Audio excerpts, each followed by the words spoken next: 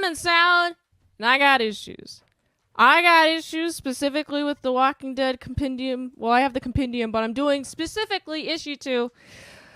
All right, I'm going to grade this based on the story. The Salad method is S is for story, A is for art, L is for lettering, A is for action, and D is for drama. How does this compare? So, the story of this is we have Rick. He's in the middle of the apocalypse. He's driving his police cop car. He's running out of fuel. And he's just out of fuel now. So he has to walk. He finds the horse.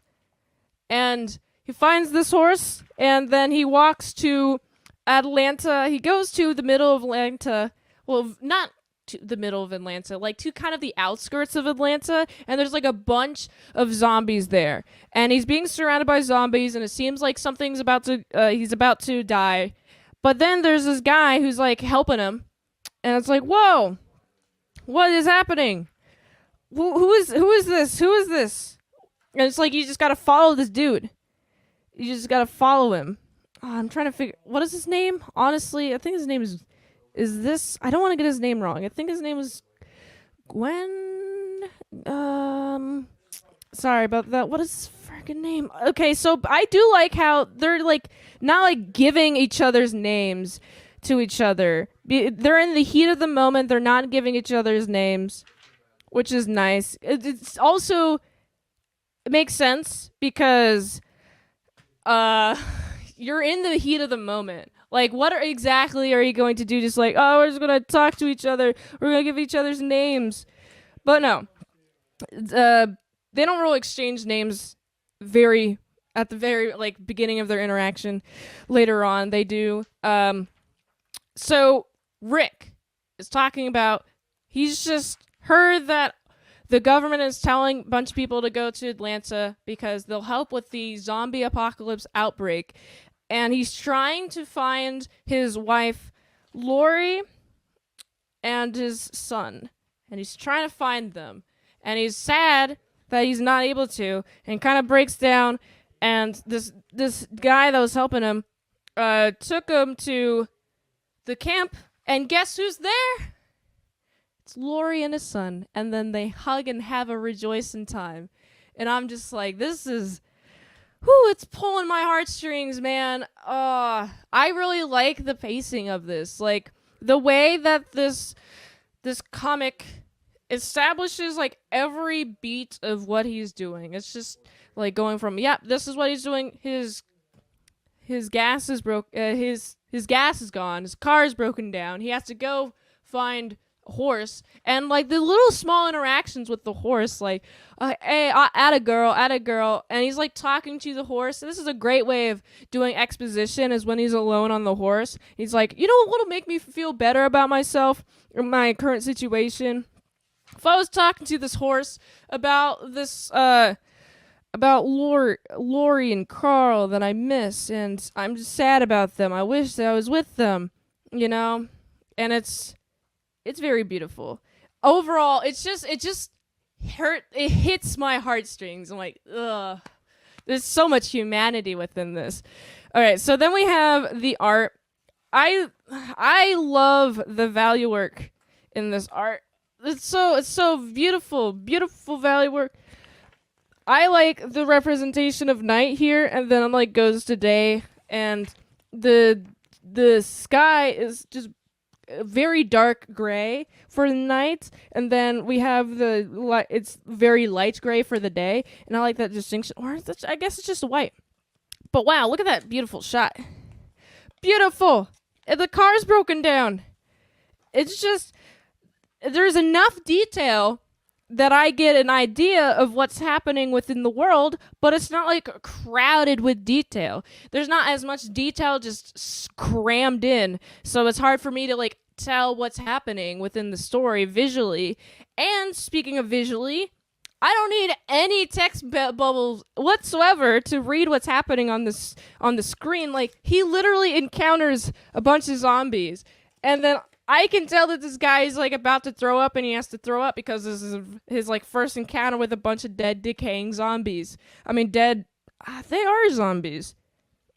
they are zombies. It seems like they've been dealt with, and so they're decaying bodies. And, he has to deal with the smell and such. I just overall really like this art. Okay, here's a beautiful panel. This is definitely my favorite panel out of this issue. Is the sprawl of Atlanta. It's decrepit the right word? It's so much detail. But like not too much detail. It's the proper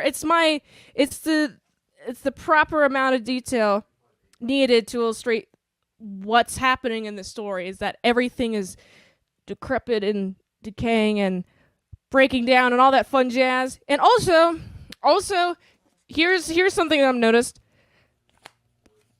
White, right? This is a values light in the term of the value scale.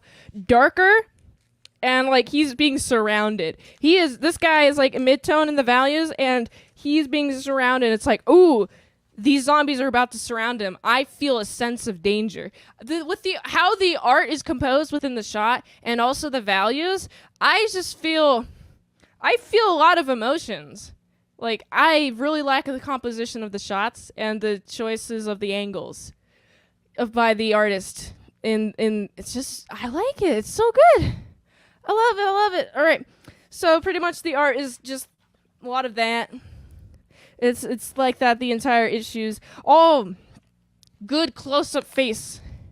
Good close-up face. Clear emotion. What's going on in his face. He's crying right here.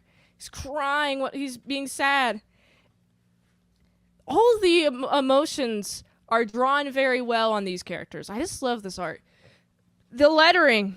Lettering is easy to read. I like the placement of the text bubbles, because the text bubbles, the placement of them, help me read, like help direct my eye to what to look at next. And it's done like at an expert level. So it's like it directs like what happens within the world in a specific order. And so like it affects the impact. Like also it got some automatopoeias, beautiful automatopoeias when necessary. There's not like a ton of like they're chewing automatopoeias. Actually, the automatopoeias are mostly gunshots, like axes, horses, just stuff like that. It's mostly that, and also like whenever it's like a loud sound. Those are when the automatopoeias are used within this book. So I like the selective use of automatopoeia. The action. So the action is when he goes to Atlanta and he's being surrounded by zombies, and I'm like, okay, this is exciting. This is like, it's giving me an amount of anxiety. I'm like, I'm not comfortable with Rick dying here. I know he's the main character. He cannot die, or I hope he doesn't die. But he's ultimately saved. But because just there's the action. It's like the action has got me feeling tense, and it's making me want to keep on reading this book. And I just really enjoy the action, the drama. Actually, I should mention the action. I would say there's a lot of gore too. There's a lot of well-drawn gore. I guess it's art and action combined, but yeah, I just love the amount of detail in the gore. It's making me feel grossed out. It makes me feel that I'm within the world. The drama is Rick is trying to find his family. He's not able to find his family, and he has to deal with zombies and such, and having to deal with the fact that his car is out of gas, and then he has to go find a horse, and then a horse gets ate by zombies, and he's like, oh, I'll never be able to find my family at this rate. But then he finds his family. It's like, oh my goodness, he found his family. Wow, I can't believe it. It's so beautiful. Ha ha ha.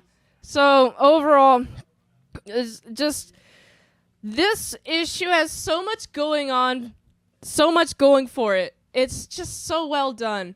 So I give the story, it's a solid, it's a solid 5. The art's a solid 5. The lettering's a solid 5. The art is the action is a solid 5. The drama is a solid 5. So The Walking Dead, issue 2. gets a 25 out of 25. Woohoo! I'm in salad and I got issues. I'm in salad and I got issues. Oh,